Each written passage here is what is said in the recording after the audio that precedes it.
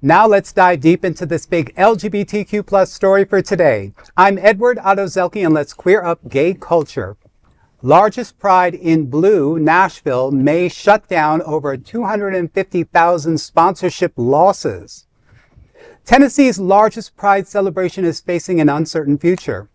Nashville Pride announced Wednesday that it must raise $250,000 by October 11th, which is National Coming Out Day, or risk shutting down.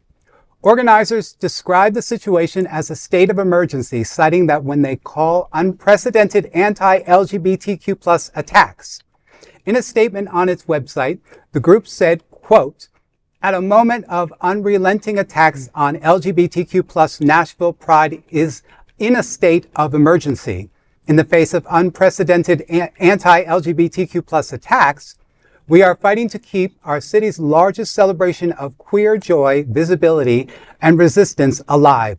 We don't need corporations to define Pride, but their funding makes the festival possible. The sudden withdrawal of longtime supporters has left a massive hole in our budget, putting the future of Pride in jeopardy." According to Nashville Pride, corporate sponsorships dropped by $270,000, nearly 40% compared to last year. Some pulled out as little as 30 days before the festival. Medical support was also canceled last minute, leaving an unexpected $30,000 bill. On top of that, organizers say security costs have more than doubled amid rising threats. Founded in 1988, Nashville Pride drew more than 150,000 people last year, but this year, severe weather cut attendance by over 15,000.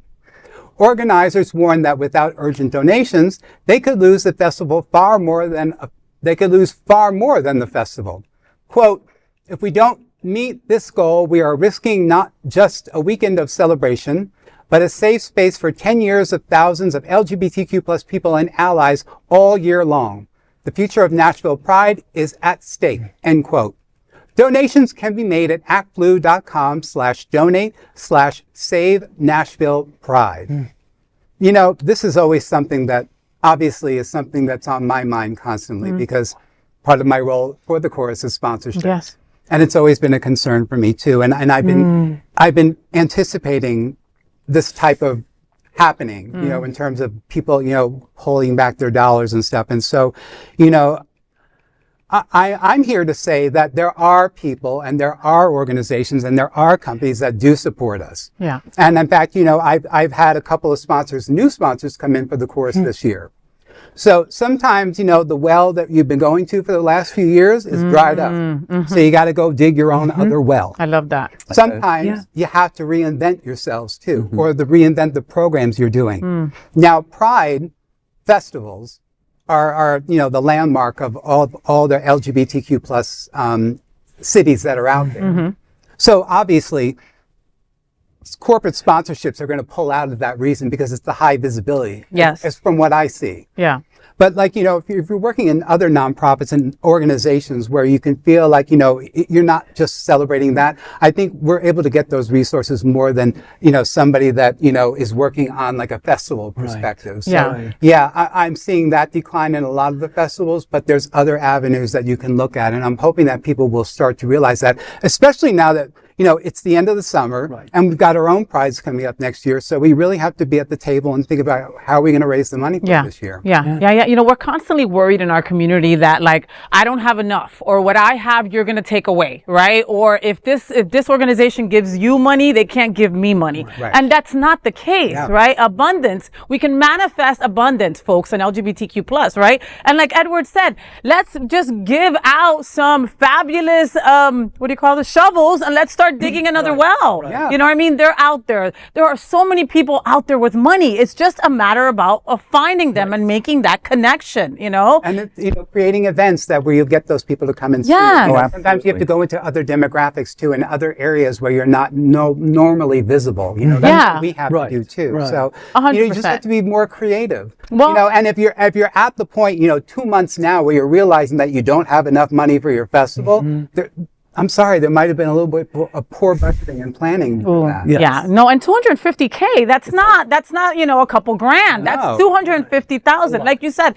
maybe you change it up. Maybe you go back to grassroots. Maybe it's not a huge festival and it's a block party. Exactly. Whatever Absolutely. you've Smaller got to scale. do, Yes. you've got to figure out what that is. Yes. So your LGBTQ plus community still continues to be seen, right? Go get Little Nas X. Isn't he wandering the streets at 4 a.m. poor in a guy. blackout?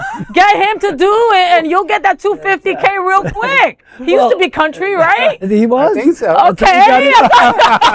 Or get Miley Cyrus. You see, you didn't think about that, Nashville Pride. I'm just saying. Well, and the fact that it's been almost 40 years of existence is pretty amazing to think in Tennessee, Yes. in Nashville. Because also keep in mind that the horrible, wicked, evil witch of Tennessee, Marsha Blackburn, is planning to run for governor. If she runs for governor, we're probably going to see a lot more of this kind of bad stuff. Yeah, this probably would be the last Nashville Pride that they're able to do, you know? And one last thing, there are prides that are put together for way less. Yes. Absolutely. I know prides that have a budget of like 30 grand for the whole entire thing, okay?